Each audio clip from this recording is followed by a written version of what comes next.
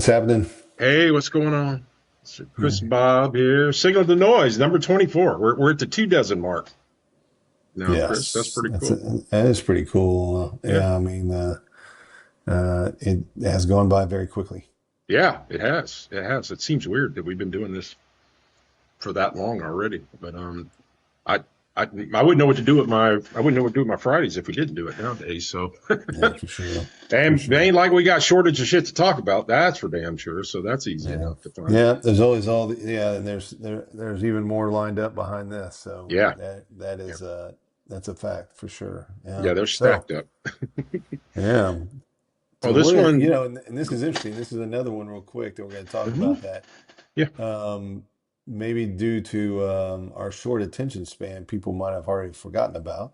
Yeah. But we're going to bring it back up and kind of talk about it because I think that even though we're going to be talking about a much larger company that probably everybody is familiar with one way or another, Yeah. there are definitely lessons to learn in this one.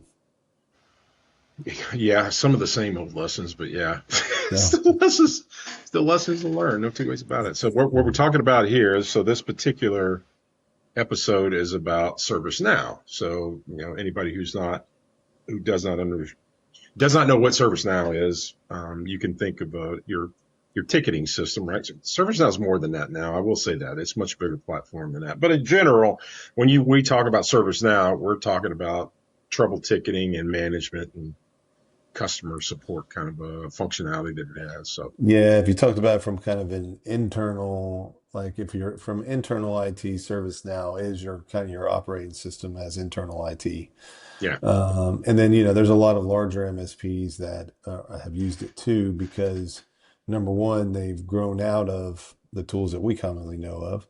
And number two, there's just much more customization. But I will say one thing, it's kind of like when you go look up restaurants, you want to see how expensive they are, and they have the dollar, dollar, dollar. yeah, It's right. dollar, dollar, dollar, dollar, dollar. That's And if you're right. going to go adopt it, you're That's right. probably going to hire at least one dedicated person that's just going to be doing Oh yeah, ServiceNow type development and yeah, that kind of stuff. So yeah, that's what yeah. it is. Yeah, I mean, it doesn't matter if it's ConnectWise or ConnectWise ticketing, but yeah, you're right. It's Yeah. got a lot of dollar signs out to the right of this thing. So the basic, so what happened? So the basic thing that happened is and this is a SaaS, by the way. This is for, to be clear, this is important to know, but this is for people using the online SaaS version of the platform because you can actually run it on-prem. You can Right. do it both ways, but this is for the SaaS version of the platform. So this ServiceNow, put it in a little perspective, ServiceNow sells this platform to about half the Fortune 100 companies in the U.S. So I mean, it's not Bob and Chris's Mojo Shack that are using this thing. That's exactly right. These are companies in half of the Fortune 100 companies are out there. And they basically what they did is during when they did an update, they basically just left an API door unlocked in this situation. In other words, they put it out there with a default value of authentication not required as a configuration, and got it out in the public. And then what happened after that was they basically got a confidential heads up.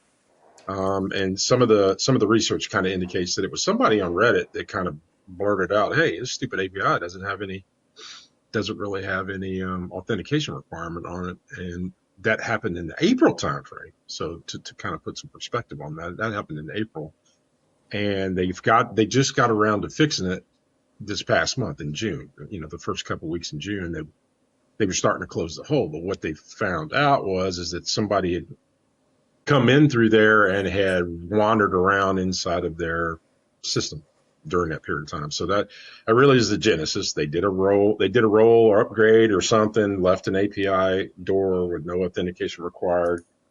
Somebody figured it out, just started commenting about it on Reddit. They saw it, said, "Oh, we got to fix this." But the deal is there were 6 weeks from the time they figured it out till the time they actually fixed the damn thing. And while they were whatever was going on internally about that, while that was going on, some people, I'm just going to say people because it's supposition about who actually wandered around in their network, but somebody got in on that API. That's basically what happened. It was a REST endpoint, didn't require authentication. Yeah. Yeah. It's interesting about this. The more I think about it is okay. So, let's just assume this was like Hmm. not a trivial update, it's a major update.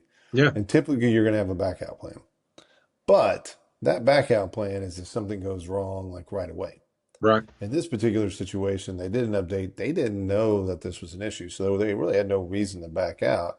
Right. And then moving forward, by the time they do find out, I'm not talking about when they actually notify people, but when they did Right. find out, it's too late to probably do a backup plan. Now, I'm not defending them, but I'm saying is to me, if I had to guess again, this would be a situation where you have an organization that's very large, basically practices what they preach from a process perspective, change Yeah. control, all that kind of jazz, Yeah. and that got in the way. And I think that's the lesson these companies are learning now, and they're going to continue to learn as far as like a lot of this AI stuff finds Yeah. finds more things, right? You don't have the time to screw around with this stuff. That's right. You have to take care of it immediately, or it's just going to happen. And like in this case, yeah, the door's open. Somebody sees the door open, they're going to walk around and see what's around there. Yeah. Yeah.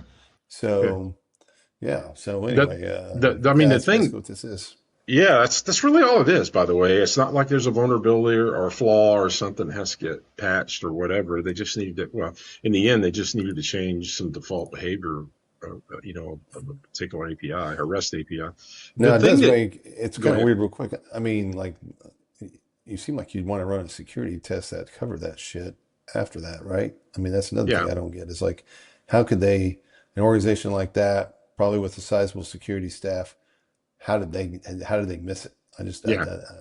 because I Yeah. don't, this is not one of those things, like you said, tucked away in a corner under a stack of newspapers that Yeah. maybe one day you unearth it's there. This is something that was, I think, pretty obvious. Yeah. Um, No, no, yeah, so absolutely. yeah, yeah, interesting. Yeah, that's my take. Well, and I mean, so, I mean, there may be some people out there say, well, I mean, they got in their trouble tickets. What's the big deal behind that? But I mean, if you've never run an MSP or never been involved in actually running a network operations center where you have to do, when you're doing trouble ticket, everything gets documented in these trouble tickets. I mean, any sort of tokens or when you're diagnosing something, an issue, those tickets wind up being the place where you put all of the telemetry that you've got while you're working the issue, which is going to include things like secrets or tokens or whatever the hell you need while you're trying to diagnose things. You got to have some place to keep a record of it, and that's what these tickets are.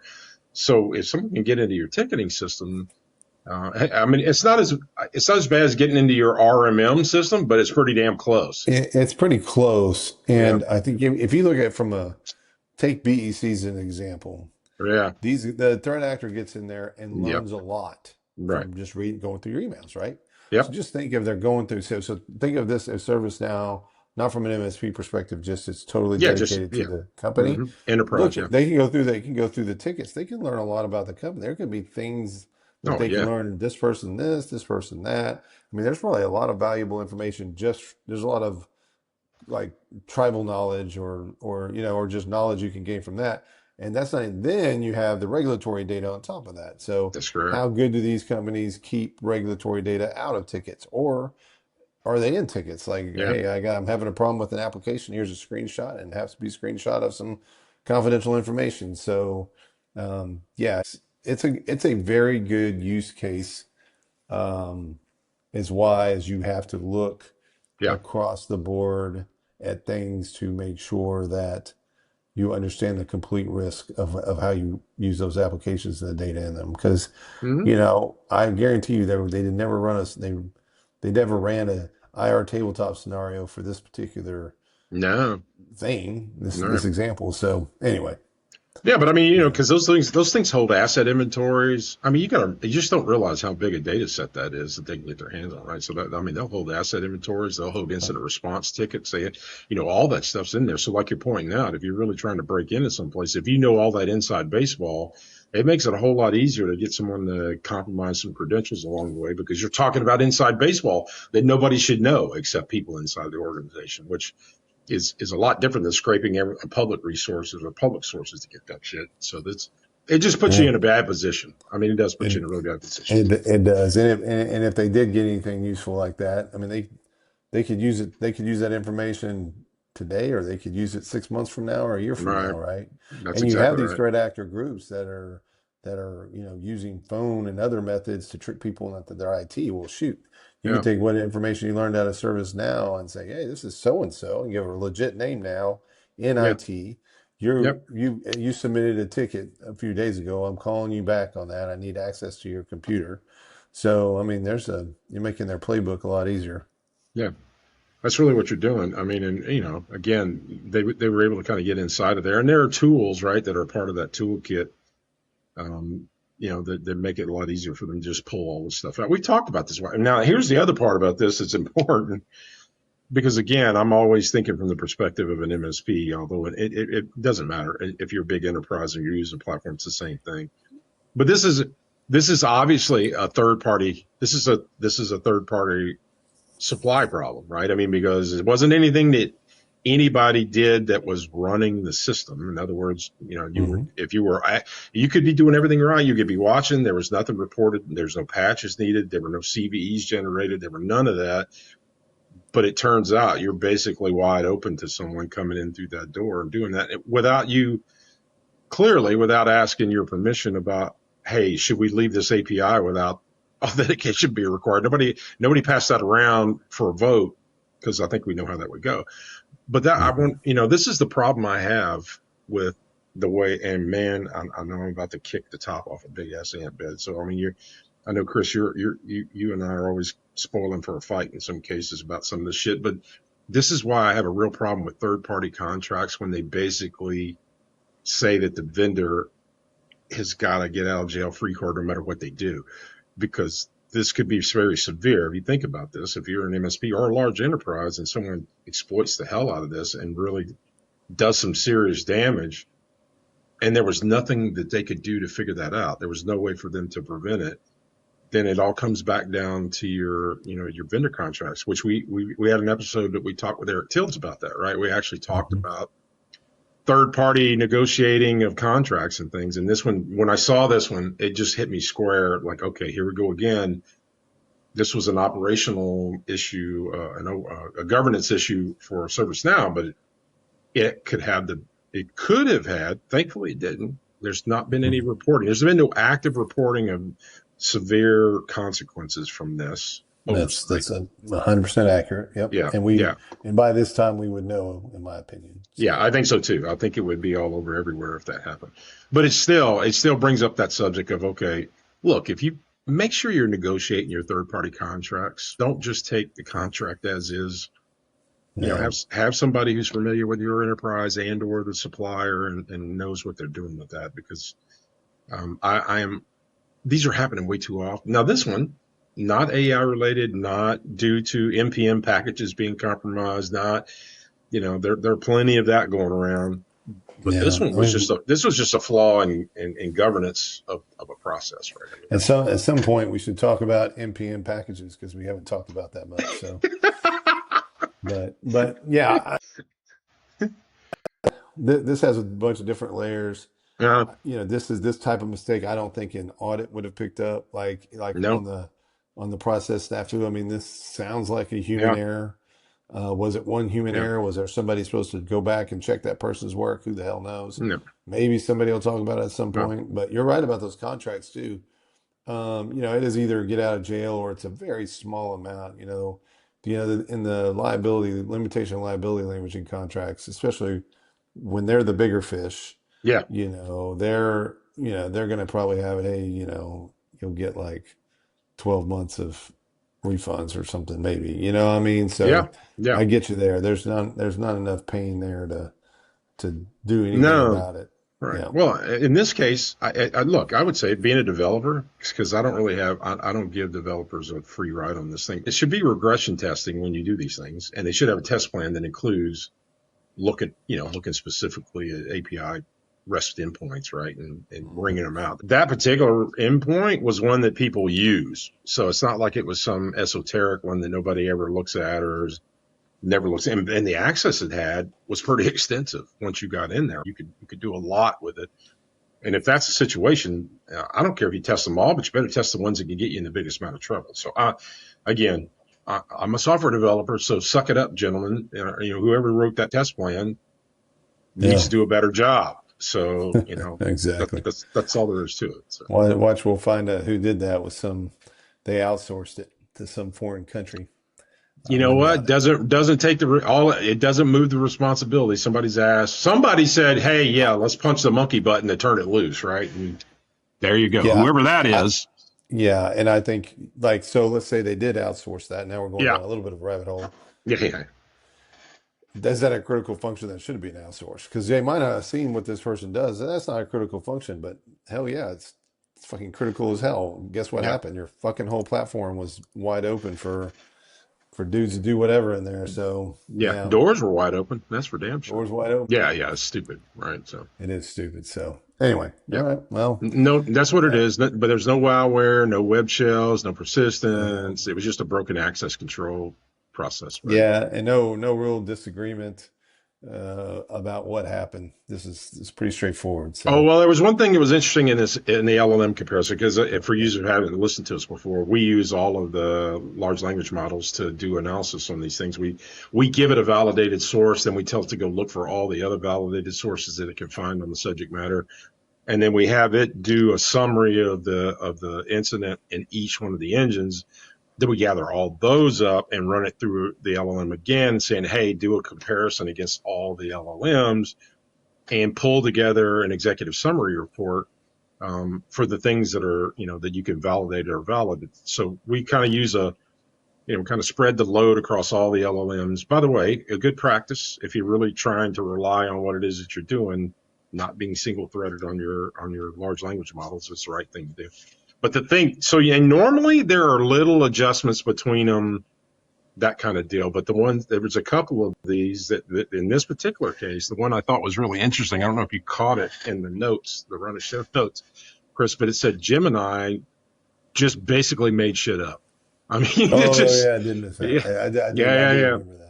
Yeah, it was like it was talking about something in Brazil and admin role injection and Asia Pacific I think concentration. Gemini was hitting something. Yeah, Gemini yeah, was in dank mode.